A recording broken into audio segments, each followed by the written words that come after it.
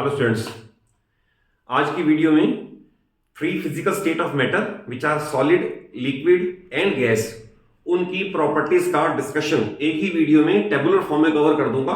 Then इसके ऊपर सारे क्वेश्चन आप आंसर कर सकोगे। तो अगर सारी प्रॉपर्टीज याद कर लोगे, फर्स्ट ऑफ ऑल तो ये क्वेश्चन एज इट इज आ सकता है to differentiate between these properties with respect to solid, liquid, gas. But जो डिस्कशन करनी है वो मैंने पॉइंट्स पहले लिख दिए just to save the time. तो इस वीडियो में कवर करेंगे इनके क्या क्या डिफरेंस है with respect to these properties. Okay, first of all मैंने लिखा इंटरमॉलिक्यूलर स्पेस। तो पहले ये पूछा जा सकता है what is the intermolecular space. किसी भी सब्सटेंस के पार्टिकल्स के बीच में स्पेस जो होगा, we know that particles have space between them. किसी भी सब्सटेंस के पार्टिकल्स में जो डिस्टेंस होगी that is called intermolecular space. तो इंटरमॉलिक्यूलर स्पेस सॉलिड में लीस्ट, इसमें सम डिस्टेंस और इसमें large distance between different particles. Obvious अगर स्केच वाइज बनाना चाहोगे तो सॉलिड के अंदर पार्टिकल्स आर क्लोजली पैक्ड, तो इंटरमॉलिक्यूलर डिस्टेंस बड़ी कम है। ओके, बहुत क्लोजली पैक्ड है। लिक्विड में बनाना चाहोगे तो थोड़ा गैप बनाना पड़ेगा, लाइक दिस, थोड़ा गैप बनाना पड़ेगा। और इस वाले में particles have large space between them, यहां यहां यहां यहां यहां यहां, that is large space between them diagram wise. Next property है इंटरमॉलिक्यूलर फोर्स। तो ये भी आपको पता है particles of matter attract each other. तो इंटरमॉलिक्यूलर फोर्स, क्योंकि सॉलिड के अंदर पार्टिकल्स आर क्लोजली पैक्ड, तो intermolecular force is highest. Then intermolecular force is slightly less, यानी इनके कंपैरिजन में स्लाइटली लेस। और intermolecular force of attraction particles में है ही नहीं, लगभग ना के बराबर, इसलिए पार्टिकल बड़े दूर दूर हैं। तो intermolecular force of attraction is least. Third है rigidity. Solids are not at all rigid, solids are rigid, और इन दोनों के बारे में, सॉलिड्स आर रिजिड और इन दोनों के बारे में no rigidity, no rigidity.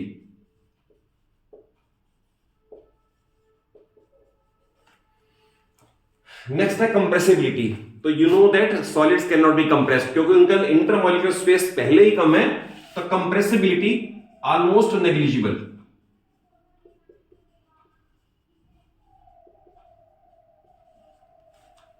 Compressibility solid की टू सम एक्सटेंट।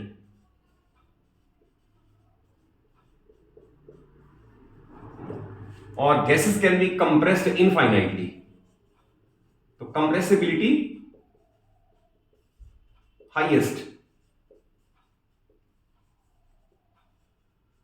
तो इसका एग्जांपल आपको ये पता ही है कि जो एलपीजी है, एलपीजी सिलेंडर जो घर में आपको सर्व होते हैं, उनके अंदर गैस को कंप्रेस करके लिक्विफाई किया होता है, that's called LPG, liquefied petroleum gas. तो गैसेस की कंप्रेसिबिलिटी हाईएस्ट है, they can be compressed infinitely. Next है shape and volume. What about solid, you know it very well. Solids have fixed shape and fixed volume,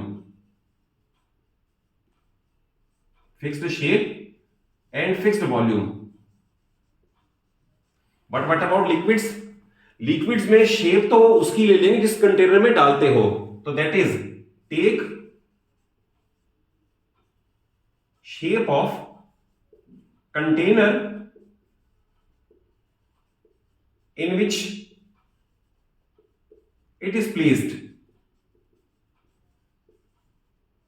And what about volume? Volume is fixed. Obviously suppose अगर आपने letter से 100 ml water लिया तो 100 ml तो fix है, आप उसे cup में रखोगे तो कप की शेप में ले लेगा, अगर सॉसर के उसमें रखोगे तो सॉसर की शेप ले लेगा, ग्लास में रखोगे तो ग्लास की शेप में ले लेगा। तो that is volume is fixed but take shape of container in which liquid is placed. And what about shape and volume? दोनों में से कोई भी नहीं, नो, ये भी नो, ना तो फिक्स्ड शेप है और ना फिक्स्ड वॉल्यूम है इनकी। ओके, नेक्स्ट आता है काइनेटिक एनर्जी। तो first of all you must know what is kinetic energy. इसका पूरा चैप्टर आपका लास्ट वाला चैप्टर आएगा एनर्जी वाले में। तो energy due to motion is called kinetic energy. That is कोई भी ऑब्जेक्ट जब मूव करे तो we say it is possessing kinetic energy. अगर सपोज कोई आंट, इंसेक्ट मूव करे, कोई एरोप्लेन मूव करे, बस मूव करे, कार मूव करे, ह्यूमन बीइंग मूव करे, any moving object has kinetic energy. क्यों? क्योंकि इसका फार्मूला भी ये है, kinetic energy is given by half mv square. ये बाद की वीडियो में कवर होगा सारा। यानी जिसकी भी वेलोसिटी है वेलोसिटी, तो उसके पास काइनेटिक एनर्जी है। Now what is kinetic energy of solids? तो नो काइनेटिक एनर्जी, नील लेंगे, because particles are not free to move. Kinetic energy to small extent, because they can move within the container. But what about gases? Highest kinetic energy. Highest kinetic energy because particles are free to move anywhere. Next, density. तो density की definition बता दूं, वैसे बाकी videos में वो cover होगी। Density is mass per unit volume. मैं यहां लिख देता हूं, density is mass per unit volume. तो डेंसिटी पहले आपको बता दूं क्या बताती है। डेंसिटी में ये बताती है कि हाउ हैवी और lighter an object is as compare to other. तो डेंसिटी ये बताती है। तो डेंसिटी सॉलिड्स की ज्यादा होती है, लिक्विड की स्लाइटली लेस।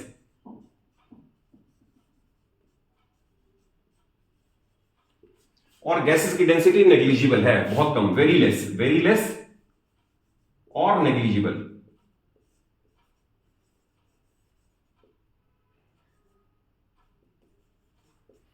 तो डेंसिटी वाइज जैसे एयर है, एयर की डेंसिटी बहुत कम है, वाटर की डेंसिटी 1 है, एल्यूमिनियम की डेंसिटी 2.7 है, आयरन की 7.8 है, मरकरी की अप्रोक्सीमेटली 13 और 14 है। तो दैट इज कौन सा ऑब्जेक्ट कितना हैवियर है एज कंपेयर टू अदर, वो डेंसिटी के डाटा से पता चलता है।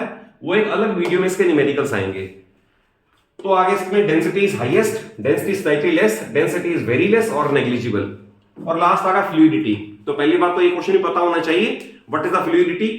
The property due to which a substance can flow, it called fluidity. तो obvious है nil, because solids cannot flow at its own. तो fluidity nil है। ये they possess fluidity.